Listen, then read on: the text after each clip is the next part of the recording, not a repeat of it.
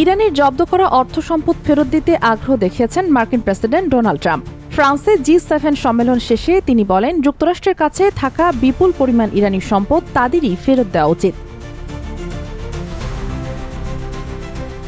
ট্রাম্পের ভাষায়, ওই অর্থ আমাদের নয়, ইরানের। যদি আমরা তা ফেরত না দেই, তাহলে বিশ্বের মানুষ ডলারের উপর আস্থা হারাতে পারে। সম্প্রতি যুক্তরাষ্ট্র ও ইরানের মধ্যে একটি সমঝোতা স্মারক স্বাক্ষর হয়েছে। এতে যুদ্ধবিরতি, হরমুজ প্রণালী উন্মুক্ত করা এবং ইরানের পারমাণবিক কর্মসূচি নিয়ে নতুন আলোচনার পথ তৈরি হয়েছে।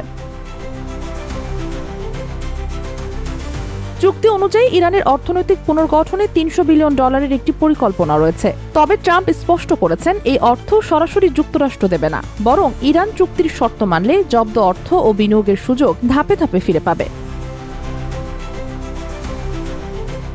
দীর্ঘদিনের বৈরিতার পর ওয়াশিংটন ও তেহরানের সম্পর্ক নতুন মোড়ে যাচ্ছে। এখন প্রশ্ন, এই সমঝোতা কি সত্যিই দুই দেশের সম্পর্ক স্বাভাবিক করতে পারবে?